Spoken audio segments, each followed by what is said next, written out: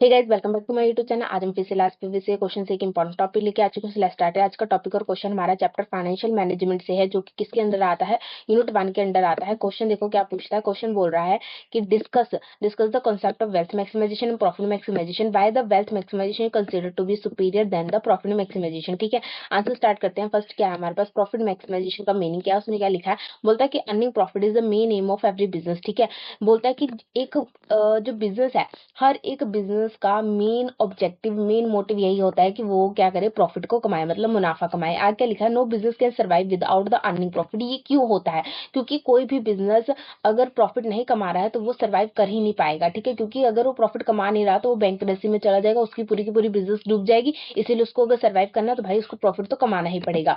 ठीक है, आगे क्या बोलता है, business firms need profit to cover its risk and provide fund for the growth profit. ठीक है, ये बोलता है कि भाई एक बिजनेस अगर फर्म है उसको क्या है, प्रॉफिट की क्यों जरूरत पड़ेगी। अगर वैसे देखा जाए तो एक रीजन नहीं है कि भाई एक बिजनेस को प्रॉफिट अर्न करना पड़ेगा।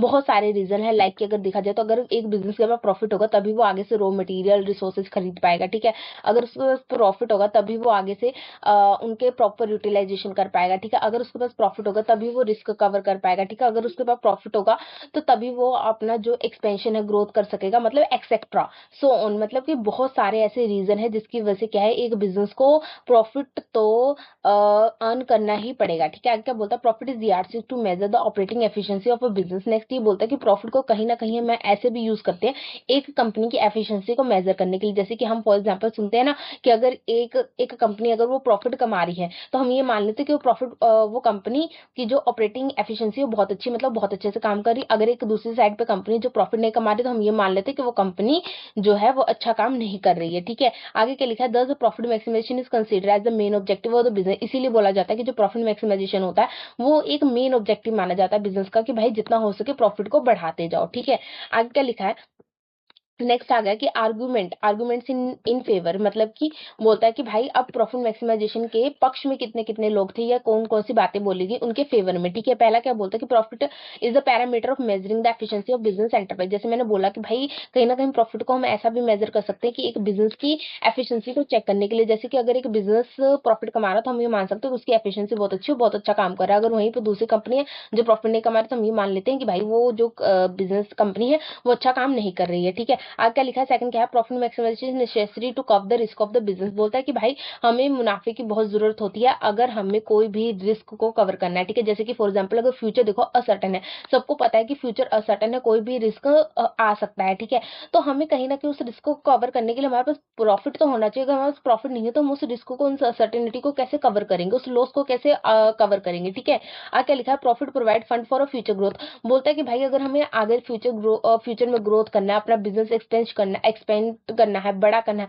तो भाई हमें प्रॉफिट तो चाहिए होगा, क्योंकि हम भाई उसी प्रॉफिट से ही तो अपना ग्रोथ करेंगे, एक्सपेंशन करेंगे। ठीक है ना, तो आगे क्या बोलता है, इट हेल्प्स इन, नेक्स्ट क्या बोलता है, it helps in proper utilisation of resources. बोलता है कि प्रॉपर यूटिलाइजेशन ऑफ रिसोर्सेज में भी मदद करता है। फॉर एग्जाम्पल आपके पास रिसोर्सेज पड़े हैं लेकिन आपके पास पैसा ही नहीं कि आप लेबर बुला सको, आप मशीन्स लगवा सको। ठीक है, तो उस रॉ मटेरियल होने का फायदा क्या है, वो वेस्ट ही हो रहा है ना। अगर आपके पास एक रॉ मटेरियल प्रॉपर पड़ा है तो आपके पास इतना पैसा है कि आप एक लेबर बुला सक रहे हो, आप एक मशीन्स अब लगा पा रहे हो। ठीक है, मतलब उसको अच्छे से प्रोसेसिंग, तो वो उसका कहीं ना कहीं यूटिलाइजेशन हो रहा है, प्रॉपर यूटिलाइजेशन हो जाता है किसका, रिसोर्स का। ठीक है, आगे क्या बोलता है, it helps in maximising social welfare. बोलता है कि भाई वो हमेशा ये बोला जाता है कि सोशल वेलफेयर करो, एक बिजनेस को सोशल वेलफेयर करना चाहिए। भाई सोशल वेलफेयर कब कैसे करेगा, जब उसके पास पैसा होगा। पैसा कैसे आएगा उसके पास, जब उसके पास वो प्रॉफिट कमाएगा। ठीक है, अब भाई खुद वो डूब रही है कंपनी, उसको घाटा हो रहा है, तो भाई वो सोशल वेलफेयर कैसे करेगा। तो ये बोलता है कि अगर एक बिजनेस को अपनी इमेज अच्छी करनी, उसको सोशल वेलफेयर बढ़ाना, तो भाई उसको एक प्रॉफिट तो कमाना ही पड़ेगा। ठीक है, आगे नेक्स्ट क्या बोलता है, नेक्स्ट बोल रहा है कि ऑब्जेक्शन अगेंस्ट प्रॉफिट मैक्सिमाइजेशन। ठीक है, अब देखो हर एक सिक्के के दो पहलू होते हैं। ठीक है, अगर कहीं ना कहीं प्रॉफिट मैक्सिमाइजेशन की कुछ फेवर्स हैं, मतलब कि कहीं ना कहीं उसकी कुछ अच्छी खूबियां, तो भाई कहीं ना कहीं उसकी खामियां भी है। अब उसकी खामियां देखते हैं कि ऑब्जेक्शन अगेंस्ट, मतलब कि कौन सी बातें थी जो कि प्रॉफिट मैक्सिमाइजेशन के ने लोगों को उसके खिलाफ कर दी। जैसे कि पहला क्या है, it leads to exploiting worker and consumer. बोलते हैं कि भाई प्रॉफिट मैक्सिमाइजेशन करने के चक्कर में कंपनी जितनी अंधी हो गई कि वो क्या करने लगी कि वर्कर्स और कंज्यूमर को एक्सप्लॉइट करने लगी, मतलब कि प्रोडक्ट अच्छा नहीं बनाना, खराब क्वालिटी का बना देना, जिससे क्या होना कॉस्ट को कम कर देना और अपना प्रॉफिट कमाते चले जाना, वर्कर्स को ज्यादा से ज्यादा काम करवाना और लेकिन उनको सैलरी नहीं देना। ठीक है, ये इनसे उनका तो प्रॉफिट हो रहा था, लेकिन कहीं ना कहीं वर्कर और कंज्यूमर तो एक्सप्लॉइट होने लग गए। नेक्स्ट क्या बोलता है, it leads to a number of corrupt immoral practice. जैसे कि मैंने अभी ऊपर ही पढ़ा दिया कि भाई अगर एक कंज्यूमर को भाई वो क्या करें, लो क्वालिटी का प्रोडक्ट दे दे रहे हैं कि भाई कॉस्ट कम हो जाए, इससे क्या हो रहा है कि भाई जो कॉस्ट कम हो रही है प्रॉफिट उनके हिस्से जा रहा है, तो ये कहीं ना कहीं भाई सही चीज थोड़ी ना, ये कहीं ना कहीं इमोरल प्रैक्टिस है ना, गलत चीज है। ठीक है, करप्शन बढ़ रही है कि भाई धोखाधड़ी, मतलब कि अगर कोई प्रोडक्ट कोई पैसा 100 रुपए का मांगा, उसमें से थोड़ा हमने अपनी तरफ से खींच लिया, घूसखोरी जिसे बोलते हैं, घूसखोरी। ठीक है, करप्शन होने लग गया, इधर से उधर पैसे की हेरा फेरी करके अपना प्रॉफिट बढ़ाना। ठीक है, तो ये चीजें गलत है। अब क्या बोलता है, it leads to inequality and lower human values. बोलता है कहीं ना कहीं इसने इनइक्वालिटीज बढ़ा दी और लोअर ह्यूमन वैल्यू कर दी, मतलब आफ्टर उस बात है, इसने प्रॉफिट कितना ऊपर बढ़ा दिया कि एक एक ह्यूमन क्या होता है, एक ह्यूमन की वैल्यूज क्या होती है, एक इंसान कैसा काम करना चाहिए, वो सारी चीजें इसने कहीं ना कहीं पीछे कर दी। ये इंसानियत को एक हिसाब से भूल गया, ये सिर्फ वो प्रॉफिट प्रॉफिट प्रॉफिट की तरफ ही भागने लग गया, पैसा पैसा इसको दिखने लग गया, इसने पैसे पे ही पूरा जोर डाल दिया। ठीक है, आगे क्या बोलता है, इट इज ए वेग्यूटम। वेग्यूटम का क्या मतलब हो कि क्लियर नहीं है, मतलब इसने ये तो बता दिया कि प्रॉफिट मैक्सिमाइज करो, मतलब कि प्रॉफिट बढ़ा दो, पर प्रॉफिट भाई एक टाइप का प्रॉफिट थोड़ी ना होता। हम जब अकाउंट पढ़ते हो कितने टाइप के प्रॉफिट होते हैं, ग्रोस प्रॉफिट होता है, नेट प्रॉफिट होता है। ठीक है, फिर अकाउंटिंग प्रॉफिट होता है, बहुत सारे प्रॉफिट होते हैं, तो इसने कोई क्लियर टर्म नहीं बताया कि भाई हमें कौन सा प्रॉफिट चाहिए, हमें ग्रोस प्रॉफिट चाहिए, नेट प्रॉफिट चाहिए, हमें अकाउंटिंग प्रॉफिट चाहिए, हमें शॉर्ट टर्म प्रॉफिट चाहिए कि लॉन्ग टर्म प्रॉफिट चाहिए, भाई कौन सा प्रॉफिट की बात कर रहे हो आप, इसने क्लियर ही नहीं किया। ठीक है, नेक्स्ट क्या बोलता है, it ignores time value of money. बोलता है देखो भाई time of value of money बहुत जरूरी है। देखो आपको भी पता है, सबको पता है कि जो पैसे की वैल्यू 10 साल पहले, अगर 1 रुपए की वैल्यू जो 10 साल पहले थी, ठीक है, आज वो उसकी वैल्यू कम होगी। ठीक है, और जैसे कि फॉर एग्जाम्पल जैसे हम सुनते हैं ना कि अपने घर वालों से कि हमारे टाइम पे तो 100 रुपए में पूरे घर का राशन आ जाता था। ठीक है, आज के टाइम में क्या है कि भाई 1000 रुपया लग जाता है पूरे एक घर का राशन देने में। तो भाई वो 100 रुपया आज किसके बराबर है, 1000 रुपए के बराबर है, मतलब कि जो हमारा जो मनी है उसकी जो वैल्यू है उसमें चेंज आए हैं। ठीक है, तो वही बोलता है कि ये क्या करता है, इसने प्रॉफिट मैक्सिमाइजेशन तो बता दिया पर इसने इग्नोर कर दिया ये वाला कॉन्सेप्ट। इसने बोला कि भाई जो मनी की वैल्यू हमेशा सेम रहती है, कि फॉर एग्जाम्पल इसके अकॉर्डिंग क्या है कि जो 100 रुपया हम हमारे पापा मम्मी के टाइम पे जो वो लोग 100 रुपया कमा रहे थे, उस जितनी वैल्यू उस टाइम उसकी थी उतनी ही वैल्यू आज भी मानता है कि भाई आज भी अगर 100 रुपया कोई कमा लेगा तो भाई वो भी एक पूरे घर का राशन भर लेगा। बट ये क्या है, ये अनरियलिस्टिक है, मतलब कि जो कि सच नहीं है। ठीक है, अब क्या बोलता है, it ignore risk and uncertainty. ये बोलता है कि भाई फ्यूचर में कोई रिस्क विस्क है ही नहीं। ठीक है, ये इसने इग्नोर ही कर दिया इस कॉन्सेप्ट को, इसने माना कि भाई प्रॉफिट कमाते चले जाओ बस। ठीक है, इसने इस चीज को उसके अंदर लिया ही नहीं, कवर ही नहीं किया इस कॉन्सेप्ट के अंदर कि भाई फ्यूचर अनसर्टेन है, कभी भी कोई भी रिस्क हमें फेस करना पड़ सकता है। ठीक है, नेक्स्ट क्या है, it neglects social responsibility of business. जैसे मैंने बोला कि भाई इसने सिर्फ पैसे पे ही ध्यान दिया। ठीक है, इसने क्या कर दिया, कंज्यूमर हैरेस करने शुरू कर दिया, वर्कर हैरेस करने शुरू कर दिया, करप्शन करना शुरू कर दिया, इंसानियत दूर कर दी। तो भाई इससे क्या हुआ, कहीं ना कहीं बिजनेस अपनी सोशल रिस्पॉन्सिबिलिटी भूल गया, सिर्फ पैसे के पीछे भागने लग गया। तो ये बोलता है कि भाई इसने कहीं ना कहीं social responsibility of business neglect कर दी, इग्नोर कर दी। ठीक है, ये थे इसके ऑब्जेक्शन। ठीक है, अब नेक्स्ट क्या हमारे पास आ गया, मीनिंग वेल्थ मैक्सिमाइजेशन का। ठीक है, इसमें क्या बोलता है, इसमें बोला है कि wealth maximisation is a modern approach that focus on maximisation of share holder wealth rather than the profit. बोलते हैं कि वेल्थ मैक्सिमाइजेशन के एक मॉडर्न अप्रोच है, एक नई अप्रोच है, जो किसके बाद बनी, जब हमने देखा कि प्रॉफिट मैक्सिमाइजेशन के कुछ ऑब्जेक्शन है, तो हमने उसको ध्यान पे रखते हुए एक मॉडर्न अप्रोच बने, जिसको हमने बोला कि वेल्थ मैक्सिमाइजेशन, जिसमें क्या उसका मेन ऑब्जेक्टिव था कि भाई मैक्सिमाइज करो किसकी, शेयर होल्डर की वेल्थ को, प्रॉफिट मत बढ़ाओ, शेयर होल्डर की वेल्थ को बढ़ाओ। ठीक है, आगे बोलता है, it is concerned while with taking action to maximize the market value of a firm shares। ठीक है, अब बोलता है कि भाई ये तो हमने बता दिया कि मैक्सिमाइज करो किसकी, शेयर होल्डर की वेल्थ को। अब वो कैसे होगा, बोलता है कि ऐसे स्टेप लो जिसकी वजह से क्या हो, मार्केट की जो मार्केट वैल्यू जो है शेयर्स की वो बढ़ जाए, जिसकी वजह से क्या हो कि शेयर होल्डर की जो वेल्थ है वो मैक्सिमाइज हो जाए। ठीक है, नेक्स्ट क्या है, अब आ गया भाई आर्गूमेंट। अब इसके भी कुछ आर्गूमेंट है भाई, कुछ लोगों ने इसको सपोर्ट किया, अब क्या बोल के लोगों ने इसे सपोर्ट किया कि भाई it protect the interest of share holder. बोलता है इसने शेयर होल्डर के इंटरेस्ट को प्रोटेक्ट किया, इसने कहीं ना कहीं उनको ज्यादा तवज्जो दी, उन्हें ज्यादा फोकस दिया, बिकॉज हमारा मेन क्या है, हमारा main maximisation of wealth maximisation क्या बोलता है कि मैक्सिमाइजेशन करो किसकी, शेयर होल्डर की वेल्थ की। तो भाई कहीं ना कहीं ये किसको प्रोटेक्ट कर रही है, शेयर होल्डर को प्रोटेक्ट कर रही है। नेक्स्ट क्या बोलता है, it implies long term survival and growth of the business. देखो प्रॉफिट मैक्सिमाइजेशन अच्छा ऑब्जेक्टिव हो सकता है, लेकिन ये सिर्फ अच्छा ऑब्जेक्टिव किसके लिए हो सकता है, सिर्फ शॉर्ट टर्म के लिए हो सकता है। लेकिन बोलता है कि वेल्थ मैक्सिमाइजेशन क्या है, ये उसी डिसएडवांटेज को कवर करता है। ये कहीं ना कहीं बोलता है कि भाई wealth maximisation long term success और ग्रोथ के लिए बहुत ही अच्छा हमारे पास ऑब्जेक्टिव है। ठीक है, नेक्स्ट क्या बोलता है, it consider risk factor and the time value of money. इसने बोला कि भाई जहां प्रॉफिट मैक्सिमाइजेशन ने रिस्क और टाइम वैल्यू ऑफ मनी को इग्नोर कर दिया, इसने उसको कंसिडर कर लिया। बोलता है it consider the effect of dividend policy on the market price of company shares. बोलता है इसने कहीं ना कहीं ये भी ध्यान दिया कि भाई डिविडेंड पॉलिसी का क्या इफेक्ट पड़ता है एक मार्केट प्राइस पे। मतलब कि अगर हम ध्यान से देखें तो ऊपर जो भी इसके ऑब्जेक्शन थे प्रॉफिट मैक्सिमाइजेशन के, वो इसके कहीं ना कहीं फेवर्स बन गए। ठीक है, नेक्स्ट क्या आ गया, नेक्स्ट आ गया हमारे पास ऑब्जेक्शन अगेंस्ट वेल्थ मैक्सिमाइजेशन। ऐसा नहीं कि जो वेल्थ मैक्सिमाइजेशन है वो एकदम ही प्योरली सही है, भाई इसमें भी कुछ कमियां हैं। अब इसकी कमियां देखते हैं क्या बोलता है। ये बोलता है कि it is a perspective idea. Perspective idea क्या था, प्रिस्क्रिप्टिव आइडिया क्या था। प्रिस्क्रिप्टिव आइडिया ये बोलता है कि भाई इसने सिर्फ ये नहीं बताता कि बिजनेस क्या करती है, इसने सिंपल एक रूल रेगुलेशन बना दिया कि एक बिजनेस को क्या क्या करना चाहिए। ठीक है, इसको ये भी तो बताना चाहिए ना बिजनेस क्या करती है, उसको इसने उस चीज को ध्यान ही नहीं दिया। इसने इस चीज को ध्यान दिया कि बिजनेस को क्या करना चाहिए, तो कहीं ना कहीं एक रिगिड रूल्स रेगुलेशंस बन गए। ठीक है, आगे क्या बोलता है, it is nothing but an alternative name of profit maximisation. काफी लोगों का ये भी कहना है कि भाई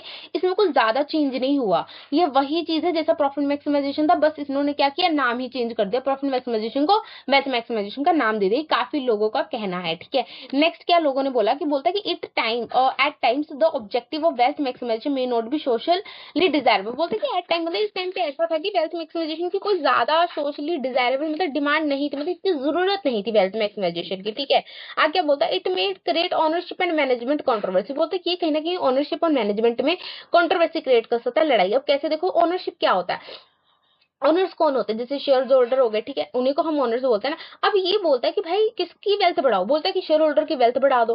पर जो मैनेजमेंट है भाई वो भाई अपना प्रॉफिट देखना चाहती है, वो अपना पर्सनल इंटरेस्ट देखना चाहती है। तो कहीं ना कहीं दोनों में तू मैं हो जाती है, क्योंकि जो शेयर होल्डर है वो बोलते हैं कि भाई हमारी वेल्थ बढ़ाओ, मैनेजमेंट बोलता है कि नहीं भाई हम तुम्हारी वेल्थ की बढ़ाए, हम अपने इंटरेस्ट के अकॉर्डिंग देखेंगे, हमें प्रॉफिट जहां ज्यादा होगा हम वो सोचेंगे, क्योंकि भाई अगर कंपनी को प्रॉफिट ज्यादा होगा तभी वो बोनस देगी, डिविडेंड देगी, ठीक है, ये सब चीजें देंगी ना। तो बोलता है कि मैनेजमेंट अपना सोचती है, तो कहीं ना कहीं ये दोनों में लड़ाई कंट्रोवर्सी होने के चांसेस बढ़ जाते हैं। ठीक है, नेक्स्ट क्या हमारे पास टॉपिक आ गया, नेक्स्ट बोलता है कि profit maximisation of versus wealth maximisation. अब देखेंगे कि भाई प्रॉफिट मैक्सिमाइजेशन और वेल्थ मैक्सिमाइजेशन को कंपेयर करके कि भाई कौन सा सुपीरियर ज्यादा है। ठीक है, ये बोलता है profit maximisation is often regarded as the proper objective of a firm. It is argued that if the firm earns large profit it will automatically be reflected it in its share price. बोलते हैं कि भाई अगर हम ध्यान से देखें तो कहीं ना कहीं ये माना जाता है कि जो प्रॉफिट मैक्सिमाइजेशन है ना, वो कहीं ना कहीं प्रॉपर ऑब्जेक्टिव माना जाता है एक फर्म का, कि भाई एक फर्म को ज्यादा सर क्या करना चाहिए, प्रॉफिट मैक्सिमाइजेशन ही करना चाहिए। क्यों, क्योंकि अगर आप ध्यान से देखो, अगर कोई भी कंपनी है अगर वो प्रॉफिट कमा रही है, ठीक है, तो ऑटोमेटिकली वो प्रॉफिट कमा रही है, तो उसके जो शेयर प्राइस होंगे बढ़ जाएंगे। जैसे फॉर एग्जाम्पल अगर आप किसकी शेयर प्राइस ज्यादा खरीदना चाहोगे, जो कंपनी प्रॉफिट में जा रही है आप उसी की शेयर प्राइस खरीदोगे ना, इसके थोड़ा ना खरीदोगे जो प्रॉफिट आप घाटे में जा रही है। तो आफ्टर सी बार बोलता है कि इनडायरेक्टली तो ये कहीं ना कहीं शेयर ऑफ प्राइस तो बढ़ा ही दे रहा है। और वेल्थ मैक्सिमाइजेशन में हम यही चीज बोलते हैं कि भाई शेयर ऑफ जो शेयर है और जो प्राइस है शेयर के उसको बढ़ाओ। ठीक है, तो मतलब ये बोलता है कि प्रॉफिट मैक्सिमाइजेशन भी तो इनडायरेक्टली वहीं पे पहुंच जा रहा है। ठीक है, तो ये चीज बोल रहा है। अब क्या बोलता है, but profit maximisation suffer from serious limitation. But बोलता है कि बट जो प्रॉफिट मैक्सिमाइजेशन है कुछ सीरियस लिमिटेशन से फेस करता है, मतलब कि गुजरता है। अब वो कौन से हैं, पहला देखो, पहला क्या बोलता है, इग्नोर रिस्क एंड अनसर्टेनिटी। जैसे हमने ऊपर पढ़ चुके हैं, बोलता है two project may generate the same profit but one may be more risky than the other. Example के लिए ए है जिसने क्या बोला कि 10,000 प्रॉफिट कमा रहा है but with a low risk, और दूसरी जगह बी है जो कि क्या कर रहा है कि 10,000 प्रॉफिट कमा रहा है विद हाई प्रॉफिट। ए और बी ये प्रोजेक्ट है। ठीक है, अब बोलता है कि भाई profit maximisation treat both project as equal which is unrealistic in real business situation. Investor always prefer low risk for the same return. जैसे कि ये क्या बोल रहा है, ये बोलता है कि जो प्रॉफिट मैक्सिमाइजेशन वो किसको इग्नोर कर देता है, रिस्क को इग्नोर कर देता है। बोलता है कि भाई किसी टाइप का रिस्क एग्जिट ही नहीं करता है। बट ये क्या चीज है, ये गलत है। ठीक है, क्यों, क्योंकि अगर देखा जाए तो एक कंपनी है उसको दो टाइप के प्रोजेक्ट मिल रहे हैं। एक प्रोजेक्ट वो मिला है जिसमें उसको कितना प्रॉफिट हो रहा है, 10,000 ही हो रहा है। ठीक है, दूसरे प्रोजेक्ट जो दूसरा प्रोजेक्ट उसमें भी उसको प्रॉफिट सेम ही हो रहा है। लेकिन फर्क क्या है कि जो एक प्रोजेक्ट है उसमें जो रिस्क है वो थोड़ा कम है, दूसरे में क्या है जो रिस्क है वो ज्यादा है। अगर आप भी एक कंपनी की जगह होगे तो आप कौन सा प्रोजेक्ट चुनोगे, वही प्रोजेक्ट चुनोगे ना भाई जिसमें क्या है रिस्क आपको कम हो लेकिन प्रॉफिट आपको ज्यादा हो। बट जो प्रॉफिट मैक्सिमाइजेशन वो बोलती है कि जब दोनों में ही प्रॉफिट बराबर है तो आप कोई भी प्रोजेक्ट चुन लो। तो वो क्या करती है कि रिस्क को इग्नोर कर देती है, जो कि क्या है, अनरियलिस्टिक है। एक्चुअल लाइफ में ये चीज एग्जिस्ट नहीं करती है, कंपनी उसी को चुनती है जहां प्रॉफिट ज्यादा हो, रिस्क कम हो।